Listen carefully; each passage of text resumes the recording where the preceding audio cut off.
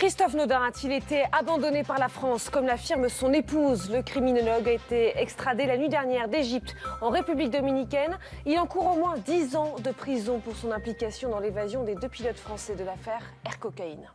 Bonjour à tous, bienvenue. Vendredi 4 mars, merci de nous rejoindre. Voici les autres titres de ce JT.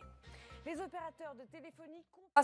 Demain midi. Merci beaucoup Mathilde. Allez, on se dirige vers la troisième partie de l'émission. Il est le cerveau qui a permis aux 2 pilotes d'Air Cocaïne de rentrer en France. Regardez ces images. Christophe Naudin a été extradé ce matin de l'Égypte vers la République dominicaine. Ariel Wiesman nous dira comment l'affaire est médiatisée depuis ce matin. Un petit nouveau aussi qu'on va accueillir sur le plateau, Maxime Darquet, l'acolyte de Nicolas Domenech, qui viendra nous donner ses petites infos pépites. Et en parlant de pépites, d'ailleurs, Sébastien Knafo nous apprendra à faire des cookies. Et puis aussi plombier, docteur, je ne sais pas, peintre en bâtiment. Quels sont les métiers qui vous feront fantasmer? Et d'ailleurs, est-ce qu'il faut vivre ces fantasmes? Nous poserons la question à notre sexologue Alexandra Hubin. A tout de suite.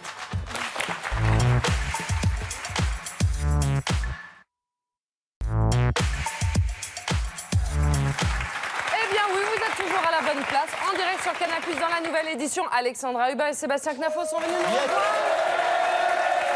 Ainsi que Maxime Darquier, bonjour. Qui va nous donner ses infos en plus. Bonjour, en tout cas, vous trois, mais si ça vous dérange pas, on commence par l'actualité des médias. On l'a vu dans le JT, cette image du jour, c'est l'extradition en République dominicaine depuis l'Égypte de Christophe Naudin. C'est notamment lui qui a permis l'évasion des 2 pilotes d'Air Cocaïne en octobre dernier. Il est arrivé cette nuit en République dominicaine et il va être mis en examen. Christophe Naudin, je le rappelle, est un criminologue français et spécialiste de la sûreté aérienne. Il a été arrêté au Caire le 4 février dernier lors d'un déplacement professionnel et évidemment son extradition ce matin. C'est un événement médiatique à Saint-Domingue. Oui, alors là, c'est comme si les Dominicains se réveillaient ce matin, se branchent sur les chaînes d'infos et découvrent que leur honneur national est restauré. Ils l'ont eu. Ben, on ne se moque pas comme ça de Santo Domingo, voilà, impunément. Alors, Christophe Godin a droit à tous les grands classiques, vous savez, de l'infamie médiatique. Oui. La chaîne Telenoticias RD avait dépêché une reporter à l'aéroport. Elle est très belle, hein, regardez. Pasadas las 12 de la noche se espera que el francés Christophe Naudin llegue al país extraditado desde Egipto. Más detalles en solo minutos. Mais non, parce qu'elle est radieuse, elle est fière de son pays. Et on la sent réveillée à la va-vite pour ce qui est vraiment le coup médiatique dominicain de l'année. Ça la change effectivement des ouragans et festivals de salsa de la chaîne. Alors, le compte Twitter de cette chaîne a suivi minute par minute l'arrivée de Christophe Naudin. Alors, vous avez l'atterrissage de l'avion, la sortie du passager extradé. Vous avez le convoi de voitures de police qui le conduit au palais de justice. Ils sont dans l'action. Et puis, pour finir, cette fameuse marche de la honte, avec le gilet pare-balles, regardez, ça rappelle... Et puis les rangées de militaires armés jusqu'aux dents. Il est devenu une sorte de DSK des Latinos, en quelque sorte, Christophe Naudin. Ce pays qui est considéré comme une plaque tournante de la drogue relève la tête et se drape de probité. Et c'est une extradition extrêmement spectaculaire. Et c'est vrai que sur ces images, il a l'air dans de sales draps, on peut le dire. Oui, alors il le clame.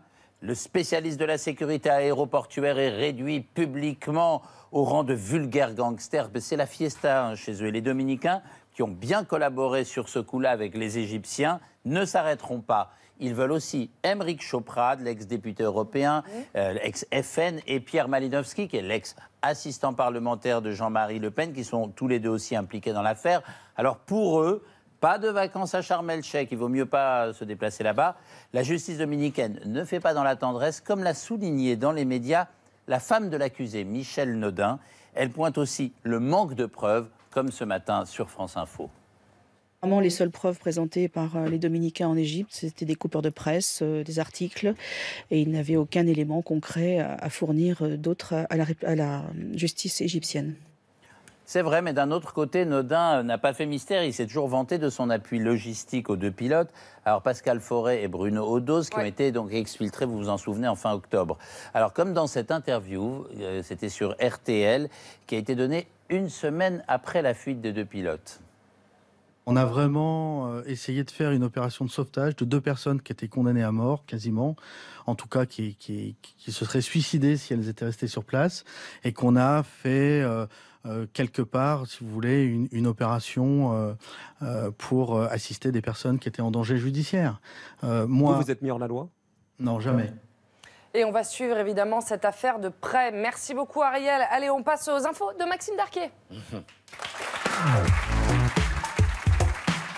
Alors Maxime, on rappelle que vous êtes journaliste politique et vous êtes l'acolyte d'ailleurs de Nicolas, ici présent. Aujourd'hui, vous vouliez nous parler d'une histoire assez incroyable, une histoire d'anneau. Qu'est-ce que c'est que ce truc? Oui, Daphné, tout à l'heure dans l'édito, on voyait Alain Juppé au Salon de l'Agriculture avec cette photo désormais mythique.